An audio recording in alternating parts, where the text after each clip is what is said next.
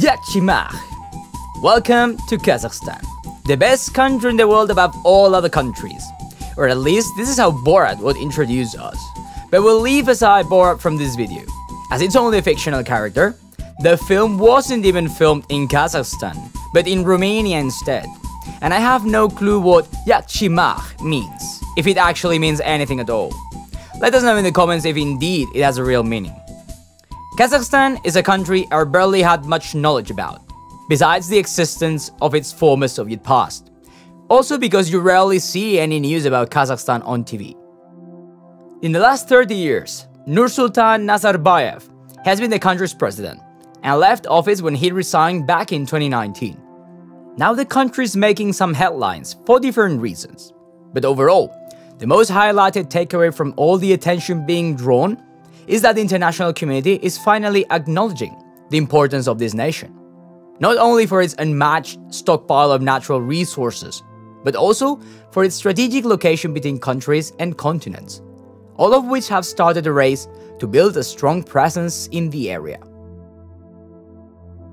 Unlike other former USSR stands, which means land of, just as Uzbekistan is the land of the Uzbeks, Turkmenistan the land of the Turks, and Kazakhstan the land of the Kazakhs. The Kazakhs did transition from a former centrally planned economy, which by the way wasn't even managed from its capital Nur-Sultan, previously known as Astana, previously known as Zelenograd, previously known as Akmolensk. I just hope that by the time I post this video, the capital hasn't changed its name again. Well, back to our story.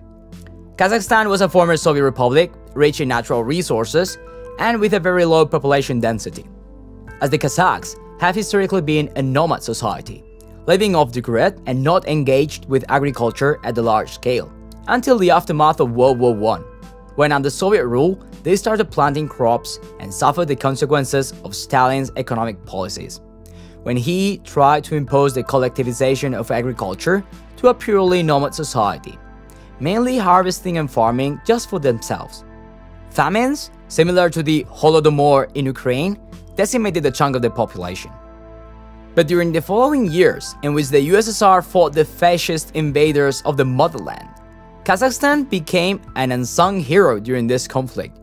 And it's during this time the Communist Party discovered the true potential of its land. During 3 centuries, Russian migrants had been colonizing the upper part of the country, rich in fertile lands, and even engaging in bloody disputes with the local Kazakhs for the control of scarce water resources. When the Russian Politburo decided to relocate workers and heavy machinery to Kazakhstan in an attempt to continue the buildup of its war machines out of the reach from the German Stukas, the Kazakhs were once again treated as second-tier citizens, like foreigners in their own land. This treatment, added to the testing of hundreds of nuclear warheads after World War II, severely damaging big portions of the country permanently, ignited civil unrest across the nation. But after big migrations during the rule of Imperial Russia, and countless relocation incentives offered by the Soviet Union to expand the Industrial Revolution in Middle Asia, the population of the Kazakhs had almost become a minority in their own homeland. It would not be until many decades later, Kazakh voices would be once again heard the loudest. In 1991, the Soviet Union collapsed, and all the former states belonging to the USSR had to find their path alone. Some, like Yugoslavia, ended up in civil wars. Others, like Kazakhstan, had a somewhat peaceful transition, playing the main role in the weird story of the last day of the bloc. Did you know that Kazakhstan became the entire USSR for just 4 days? Right after the members of the KGB and Communist Party attempted a coup and ironically accelerated the demise of the Union. Our friends from the Great Plains became the last sailors to leave the ship. Although that didn't prevent the country from a massive slump in GDP numbers and the worsening of living standards, as a dependency upon the Soviet bloc left the nation vulnerable to shocks coming from Russia and other republics. Just as it happened at the start of the 90s, when the Russian economy entered into hyperinflation, defaulted, and a big part of its industry ceased operations, consequently halting any further supply needed from the Kazakh neighbors. During the transition from the centrally planned style economy to capitalism and free markets, the situation resembled other former stands or Russia itself. But in the case of Kazakhstan, there was a big difference between them and Russia in how the country took a stance in foreign policy.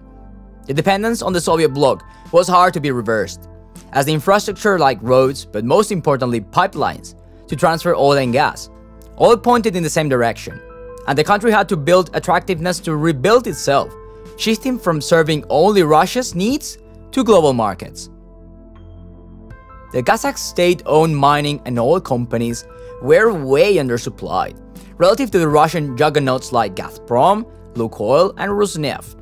By the end of the 90s, a key figure emerged bringing the needed measures that helped propel the country's GDP sooner and faster than other former Soviet republics. Nur-Sultan Nazarbayev took office in 1991 and has remained in power until his resignation in 2019. Nur-Sultan drove the process of privatization in Kazakhstan, which was almost identical to the one in Russia, in which political connections became decisive to turn average individuals into millionaires overnight. Maybe even more extreme, I'd say, as the third richest individual in the country is literally married to his daughter. If you guys want to check the video about Russia, you'll find a clearer explanation about this process and the Cantillon effect theory, and how through commodity arbitrage, a new wave of oligarchs emerged from the old Soviet state price fixing system. But unlike some of its peers, Kazakhstan became an Asian tiger pretty fast and managed to sustain a healthy growth year over year through the next decade. How? During the last years of the 90s and start of the 2000s, Nur-Sultan took a couple of steps key to ignite the stream of growth in the country. 1. He abandoned the Russian ruble and fought inflation by adopting the tenge, which was massively devalued when floated in forex markets. 2. Implementing an accommodative monetary policy brought inflation under control, with a low government spending, strengthening the balance sheet of the state-owned banks, and restoring confidence in the Kazakh financial system, or maybe creating it for the first time. Whatever. But the most importantly, number 3. Kazakhstan's opening to foreign investments, which started prior to the collapse of the USSR in 1990, when Gorbachev signed an agreement with Chevron, the American oil company, to explore and produce crude oil in the Tengiz oil field, covering the country's need of importing firms with the potential to exploit the vast amount of resources at the time the political class was also filling their pockets with greenbacks. Since the creation of the Kazakh Republic, Western economies have embraced and pursued alliances with them, as its key geographical location is sought after by almost everyone. From Europe, in its eternal crusade to reduce oil and gas dependency from Russia, to China, who surprisingly also avoids getting too close with our Slavic friends, despite sharing a similar ideology during most part of the century. Even Russia still upholds a strong connection with its former colony republic, especially because of the treasures hidden under its soil. Kazakhstan is wide and large. Its extreme continental weather has made it rough for anyone attempting to live on its land, and consequently much of the country's resources are yet to be discovered. Or they have been discovered but not mined. Nevertheless, there are things today which already have become a reality and lure many private and public entities around the globe to fight for concessions on Kazakh soil. Or even cryptocurrency mining companies. Did you know the country houses the second biggest crypto mining center only after the US? We shall see what happens with that. Personally, I'm very reluctant to crypto and have not very positive ideas about its future. Let me know guys below in the comments if you'd like to see a video explaining my views on crypto. But back to Kazakh land. They're also the second largest producer of uranium, with 40% of global production and storing the second largest deposits after Australia. In 2020, it produced 2.05% of the global oil crude pumped, which accounts for 1.8 million barrels per day. Kazakhstan is also among the top 10 producing countries of lead, copper, zinc, titanium, and gold. The mining sector overall generates around 1/4 of the country's GDP. Not bad, right? But all of these resources need to be exported. As we previously mentioned, efforts had been made throughout the last decades to reach the main trade centers around the globe. The more markets you reach, the higher the speed of trade. Increasing the speed of trade is by definition closely tied to the speed of growth, and Kazakhstan started taking the right steps towards facilitating movement of capital when it joined the Commonwealth of Independent States at the start of the 90s, which allowed for former Soviet republics a free flow of very needed skilled labor and goods and services, without restrictions, something similar to the European Union. They also joined the Central Asia Cooperation Organization, the Organization for Security and Cooperation of Europe, and the Shanghai Cooperation Organization. All of these memberships have helped the country strengthen its foreign relationships with almost every major economic power, but especially with the countries they share borders with, like Russia and China. Kazakhstan joined the World Trade Organization in 2015. This has been the most remarkable advance for the country's trade efforts, which have boosted even further their access to foreign capital, its ties with allies from overseas, especially from Europe and Australia, and the import of skilled labor into the region, not only to increase labor productivity, but also to teach the ways to a whole new generation of Kazakhs. The country is accelerating its investments in infrastructure, especially in China's endeavors to create the new and modern Silk Route between them and Europe, across half of the globe, in where Kazakhstan is key because it's literally right in the middle. But surprisingly, for the last 5 years, and thanks in part to improved relationships, since Kazakhstan is an active member of the WTO, the #1 investor in Kazakhstan has been the Netherlands. Since 2016, investments accounted for $33 billion of direct inflows into the country, while China in comparison only injected $6.2 billion for the same period. Dutch enterprises have around 800 joint ventures with their Kazakh peers, and surprisingly, they are not aiming at natural resources extraction, but improving IT, transportation technology, and especially agriculture. Interesting bet the one from the Dutchies, as a growing economy like Kazakhstan, lacking the highly productive assets and skilled labor, will certainly demand a lot of IT and tech-driven solutions to hold on to their growing trend over the upcoming years. Dutch agricultural technology is some of the best you can find. That's the only reason a country of its size can reach the mark of becoming the second largest agriculture producer in the world. The US is second with 19 billion. Then comes Switzerland, positioning itself as a large foreign investor with $12 billion of inflows, mainly focused in exporting its technology, mining, agriculture, and railways. Australia is surprisingly playing a key role too, as the new framework for the mining laws are imitating those of Down Under. A big drawdown in GDP since 2011, produced by falling commodity prices, which now seems to be starting to reverse, pushed for a political agenda aimed at making the sector even more competitive. To reach this goal, they introduced the SSU Code in 2017, which follows a strong commitment to reshape the mining industry using the scheme from Western Australia's.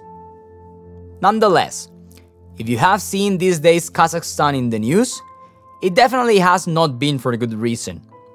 On the 2nd of January of 2021, protests erupted in the coastal city of Sanausen, as increased costs in fuel, especially in GLP.